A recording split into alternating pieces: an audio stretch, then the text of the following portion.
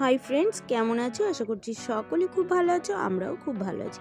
আজ একটি নতুন রেসিপি নিয়ে চলে এসেছি। আজ নিয়ে এসেছি চিড়ের পকোড়া। তো চিড়ের পকোড়াটা আমি কেমনভাবে করছি সেটাই তোমাদের সঙ্গে শেয়ার করতে চলে এসেছি। স্কিপ না করে দেখতে থাকো বন্ধুরা। এই যে চিড়েগুলিকে কিন্তু আমি ধুয়ে নিয়ে এসেছি, কিছুক্ষণের জন্য ধুয়ে রেখে দেব। আমি এদিকে এই পুরটা বানিয়ে নিই। চলো বন্ধুরা, আমি কড়াই কিন্তু বসিয়ে দিয়েছি। এবার আমি যা যা করার সবকিছু করে নিতে হলো। তো তেল দিয়ে এবার আমি এর মধ্যে আগে থেকে যে সবজিগুলিকে করে রেখেছিলাম সেই সবজিগুলি এর মধ্যে দিয়ে দেব।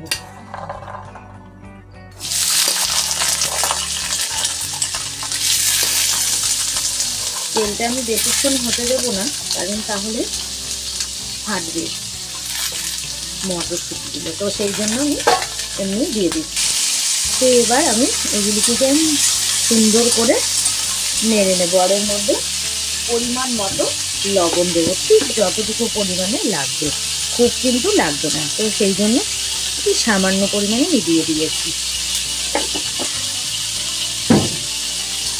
দিয়ে এবার সুন্দর করে আস্তে আস্তে ভেজে নেব।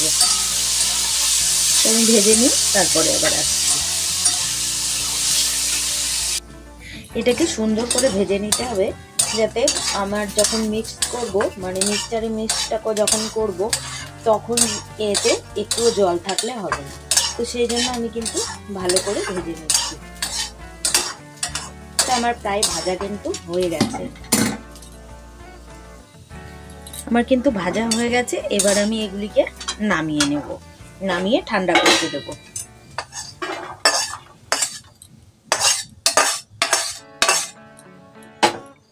তো এগুলিকে নামিয়ে নিয়েছি, আমি ছড়িয়ে দেবো চারিদিকে, তাহলে তাড়াতাড়ি ঠান্ডা হয়ে যাবে।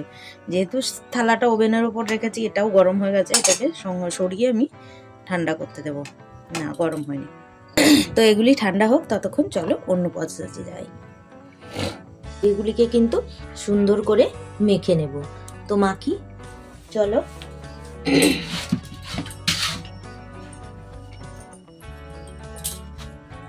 আর এর মধ্যে কিন্তু পরিমাণ মতো লবণ দিয়ে দেব।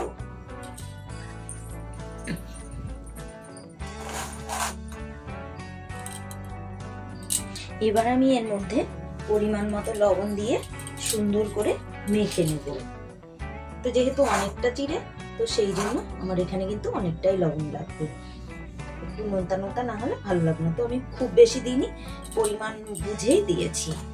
এবার আস্তে আস্তে আমি মাখতে থাকবো, যেরকম আটা মাখি সেরকম করে কিন্তু মাখতে থাকবো।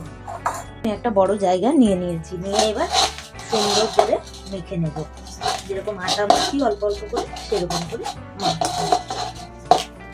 তো আটা মুখটা সুন্দর করে করে কিন্তু আমি মাখবো।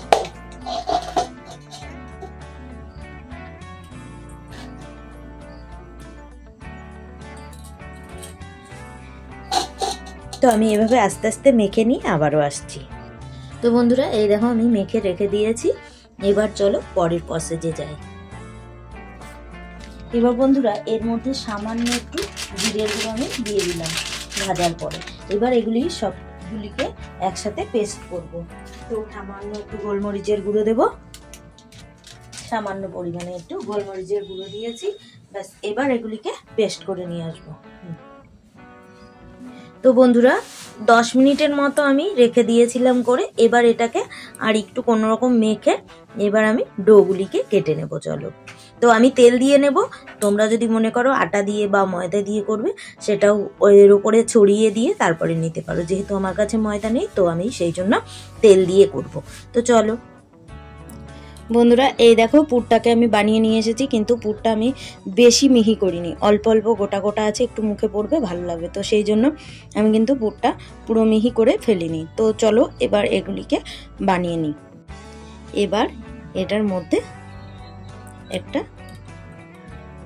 জায়গা করে নিচ্ছি, এর মধ্যে আমাকে পুরটা ভরতে হবে। তো সেইভাবে একটা বাটির শেপ দিয়ে দিয়েছি। এবার এর মধ্যে আমি যে পুরটা বানিয়ে রেখেছিলাম, সেই পুরটাকে আমি কিন্তু দিয়ে দিচ্ছি। এই দেখো, পুরটা কিন্তু ভরে দিয়েছি। দিয়ে এবার এই যে আটকে দিচ্ছি। এই যে পুরটা কিন্তু আটকে দিয়েছি, দিয়ে আমি একটু চ্যাপটা শেপ করে দিলাম, ব্যাস হয়ে গেল। তো এভাবেই প্রত্যেকটা করতে হবে। তো আমি করে নিয়ে তারপরে আবার আসছি। তো আমার এদিকে সব রেডি করা কিন্তু হয়ে গেছে।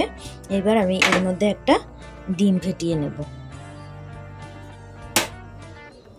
তো আমি এখানে একটা ডিম দিয়ে দিয়েছি। তো চলো এবার ডিমে একটু লবণ দেব। তো ডিমের মধ্যে আমি সামান্য পরিমাণে একটু লবণ দিয়ে দিচ্ছি, আর সামান্য পরিমাণে একটু গোলমরিচ গুঁড়ো দিয়ে দেব।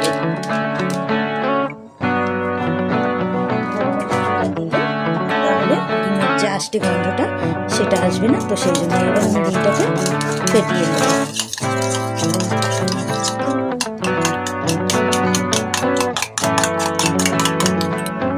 তো বন্ধুরা কড়াই বসিয়ে দিয়েছি, এবার তেল দিয়ে দেব।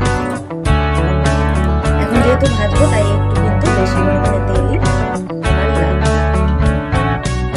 তো আমি একটু তেলই দিয়েছি, তেলটা গরম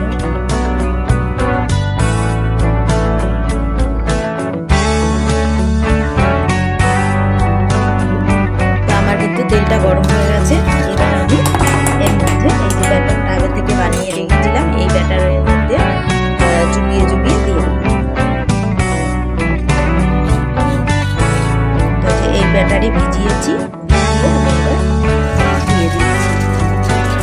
একটা একটা করে ব্যাটারে ভিজাবো আর একটা একটা করে এর মধ্যে দিয়ে দেবো।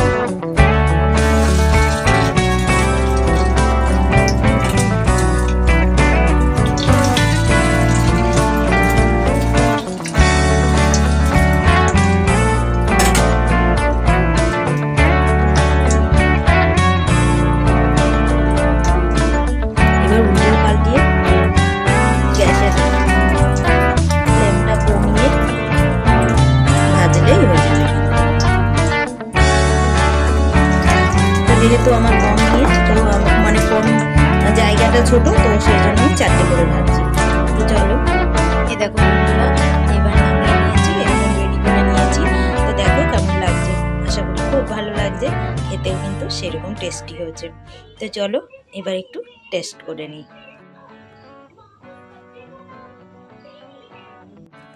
তো বন্ধুরা কেমন হয়েছে রেসিপিটা কমেন্ট করে জানাবে।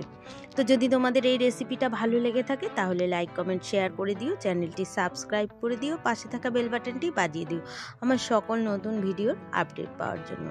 ততক্ষণ সবাই ভালো থেকো, সুস্থ থেকো।